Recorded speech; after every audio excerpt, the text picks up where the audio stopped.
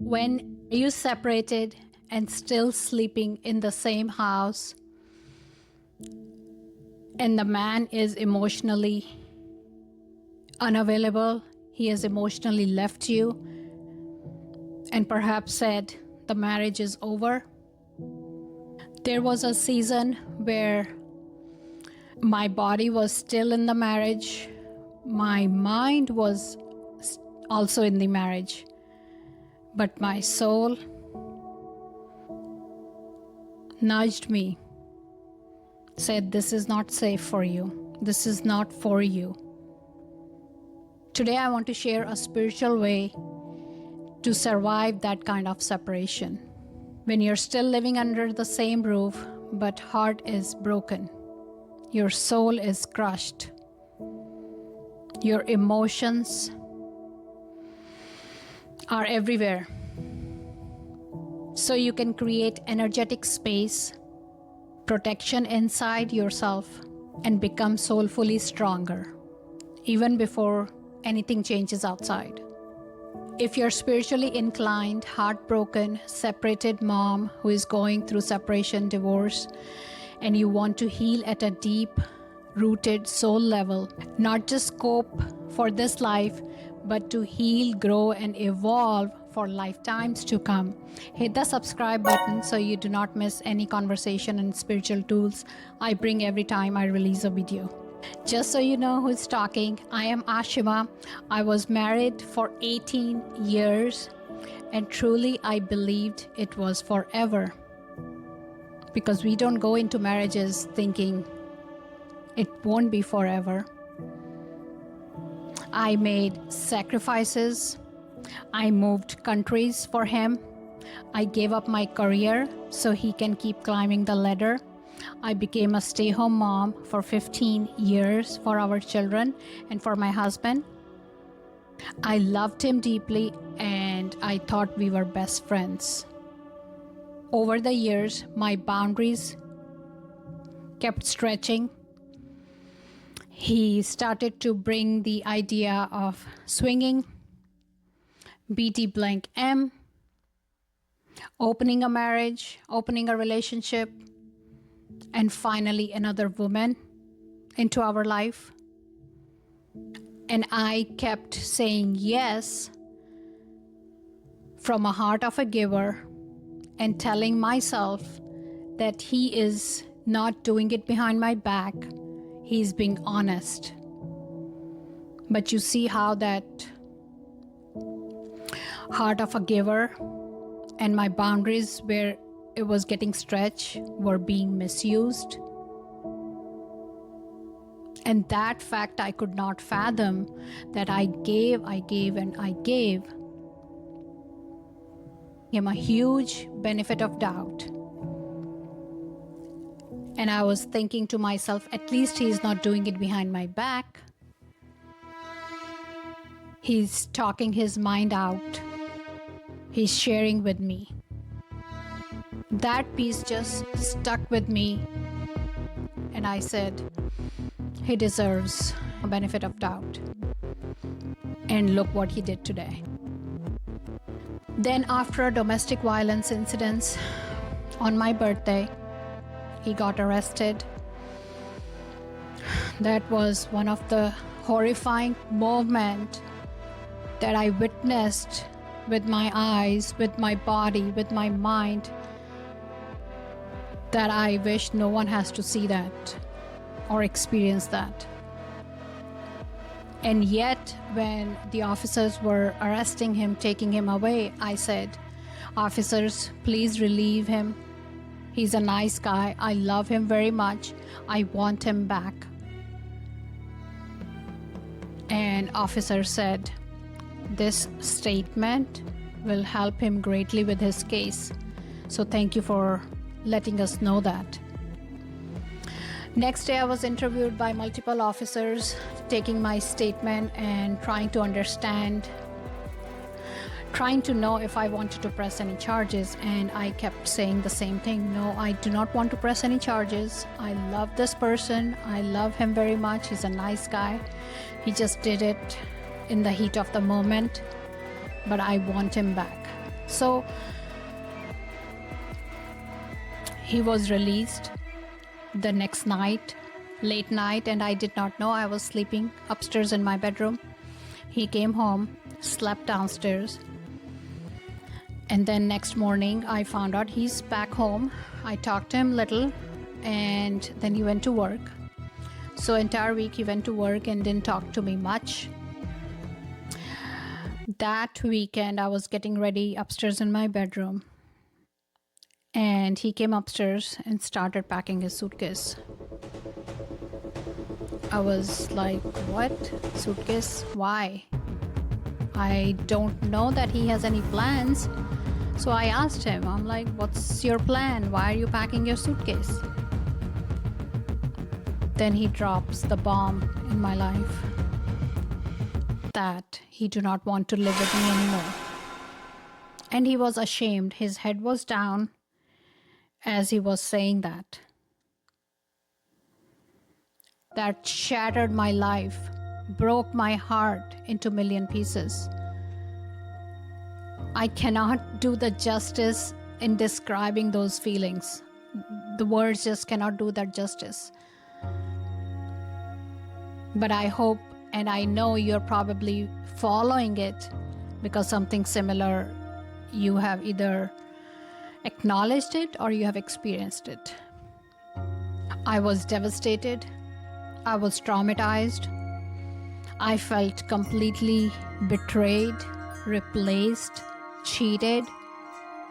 In the first weeks, I did what most people say or what's popular.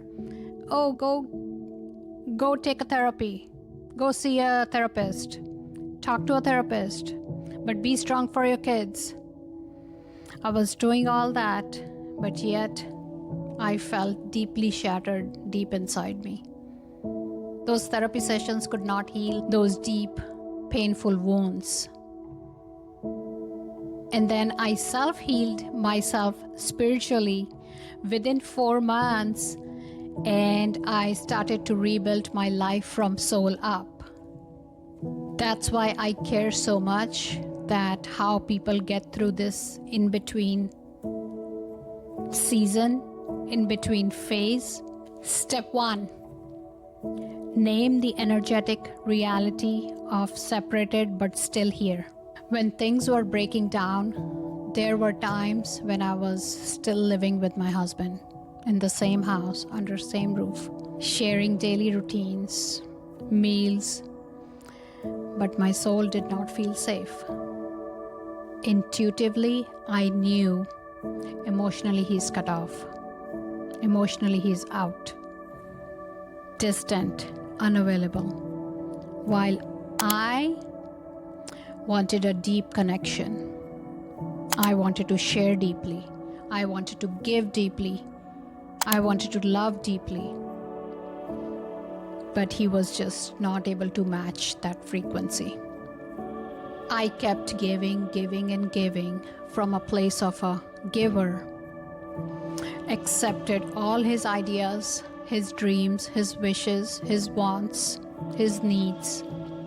Focused on all his good qualities and consciously accepted his emotional unavailability. Telling myself that I'm still grateful, we have everything. We have house, we have income, we have food, we have children, we have health. But deep inside me, I knew something is wrong. Looking back, I know how crucial the introspection is, because as we evolve as souls and truly know thyself, like the scriptures say, we stop abandoning our own inner truth just to keep the relationship look okay from the outside. If you're in that same in-between places, sharing a house but emotionally separated, let me know in the comment section below. No judgment, but I will acknowledge that. I know that. If you're spiritually inclined mom, spiritual at heart, and therapy has not touched the deepest part of your pain, I have created a free guide called Sacred Blueprint, Transmuting Grief into Golden Light, to help you discover why real healing and transformation begin at a soul and energetic level. What soul healing is, and why becoming conscious of soul level transformation is essential for your energy. It shows you why your healing must begin at soul level and how spiritual energy can transform the grief into awakening and everlasting peace, happiness, purpose, and joy. Comment, give me the soul guide below, and I'll share the link with you. Step 2. Why therapy alone isn't enough when you're sharing a home. In that season, I was still living with him and going to therapy. I would have sessions, cry in those sessions, process them, try to understand them, and come back in the same energy, come back to that home with the same energy. That was heavy. That was something your soul was telling you, this is not how it should be. I was living that. My mind understood a lot more, but my soul and my heart were walking on the eggshells.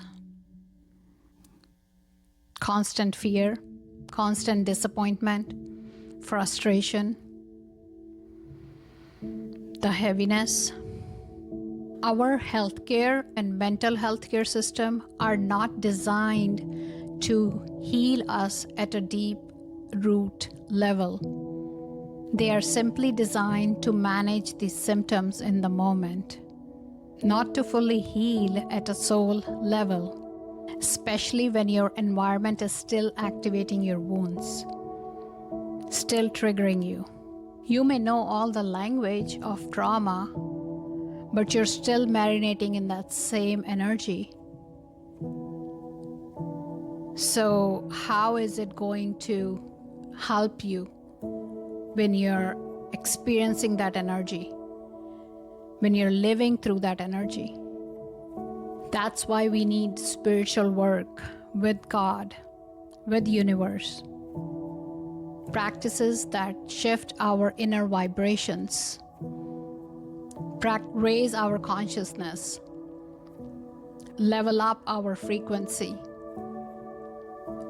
and help us make aware of our own energy so you can stay rooted in your soul even though nothing has changed outwardly. Ask yourself gently, is my current support touching my soul, touching my healing at a soul level? To become aware, whatever reply that is, whatever answer that is, to just become aware is the first step towards deep healing. Step 3. Soul identity, creating an inner room no one can invade. While I was still in my home, I started to keep my meditation practice regular, started to devote time for devotion, time for breathing exercises, started devoting and grounding my energy to come back to my center. Started to have that corner, that space that I feel safe, that I can own. No one can take that. That kind of discipline I started to create for myself. I started to sit in silence regularly, and that helped me greatly. And the realization that came that despite our differences, despite our different opinions, different mindsets. Ultimately, I am a soul, he is a soul. We are not living through our roles, but understand and treat one another as a soul. That the roles are temporary, but my soul is eternal. Over time, it felt like I have created a sacred inner sanctuary for myself that no one could invade. He could not take that space. That's only sacred to me, that no one can invade. This is what spiritual practice does for you. When you start creating that inner space for you, inner sanctuary for you, no one can invade that. No one can take that away from you. Despite your living conditions, despite you living in the same house and sharing the same house. You may share the kitchen, the bathroom, maybe the bedroom, but definitely the house. Your inner space belongs to you and your spirit, you and your God. You anchor in your soul identity. You ground your nervous system in that safety, because it finally has a safe place inside of you, a safe home which is yours and only yours. I like to share this with you. If you are up for this, set a 5-minute timer today. Simply sit down in silence, place your hand on your heart, and affirm that I am a soul. I live with God. I live with that divine who has created me. And I live in that safe space that no one can invade. This is my space, my time, my experience. This house may be temporary, the physical house, but my soul is eternal. Start giving time to your soul and just notice how your body and your mind responds.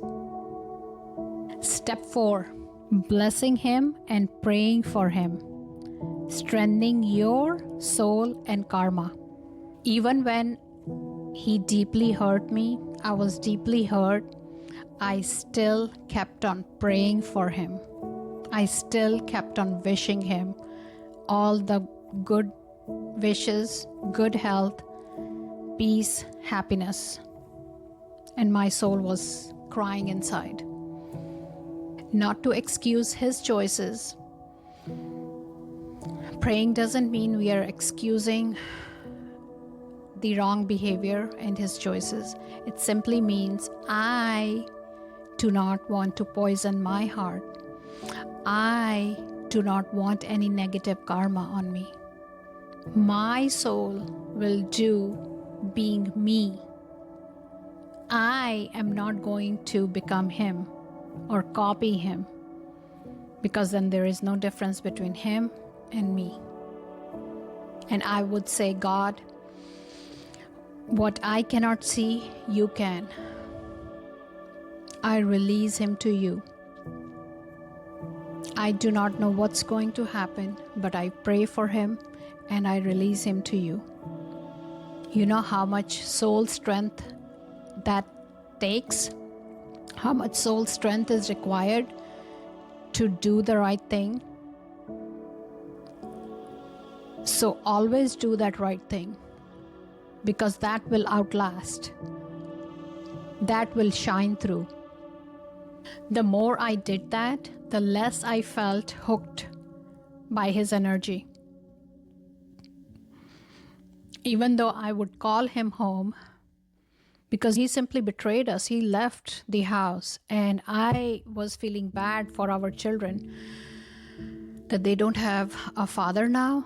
They don't live with the father. Father doesn't want to live with them. So I would ask him to come home and spend time with our children. I would prepare dinner for him. I would prepare meals for him. They would watch TV together. I did that out of my greatness. even though it was deeply hurting me inside, even though it was deeply painful. From a spiritual perspective, blessing someone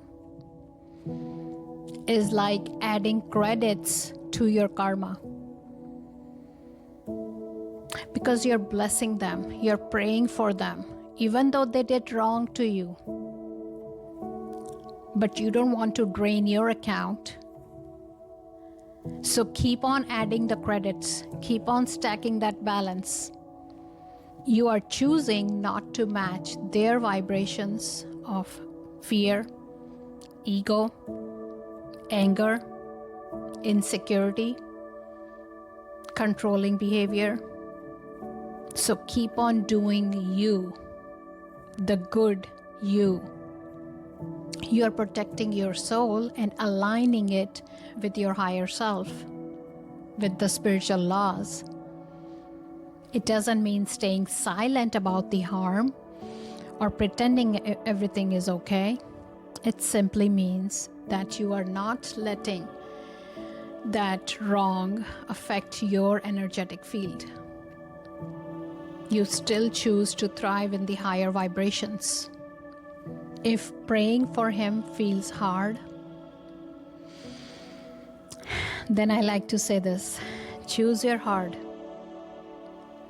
Pray for him or don't, and drain your credits from your karmic account. So choose your heart. Which one would you rather prefer? Step 5, seeing this painful season as a portal for your evolution. At some point, I realized this wasn't a random cruelty, nor a punishment. I could see that life God has been whispering for years, and I hadn't moved. It took this much pain for me to choose my soul. This realization didn't erase my hurt, but it gave my suffering a deeper meaning. In a material world, they try to control everything through fear, money, power, anxiety. But if you truly see and observe, God does not control anything. Even though He is the doer behind all the doing, even though He is the one who is doing everything through us, He is behind the good actions. Nothing is possible if God does not lift a finger. Nothing will take place. Spirit works subtly through invitations and nudges, and pain being a lesson, pain being a painful lesson that sometimes human beings need that, because without pain, we don't move many times. So think pain as a blessing, that it is a blessing and it is also an opportunity for you to grow and evolve. Pain is often the loudest nudge we will listen to. When you start to see this as separation and still living in the same house, you start to create a space and start to see from a perspective, why is this happening to me, versus how is this helping my awakening? How is this happening for my awakening? That shift is the beginning of becoming soulfully strong. If something in you is whispering that this is the beginning for your soul's evolution, write to me in the comment section below. If you're a mom who is spiritual at heart, my work helps you transform from soul up, transmuting your energetic wounds and recalibrating your energetic field, changing your inner thoughts, changing your inner dialogue through deeper healing, growth, awakening, community, daily support through this season, even if you're still sharing a home with him right now. If that speaks to you and you like to connect with me, there's a link for you I've left in the description box below. If this helped you see yourself a bit more safer and spiritually grounded while still sharing a home with him, watch my next video on the screen, From Devastating Heartbreak to Inner Peace, my spiritual healing journey through separation. I walk you through my own healing journey step by step. Thank you for watching. See you in the next video. Bye for now.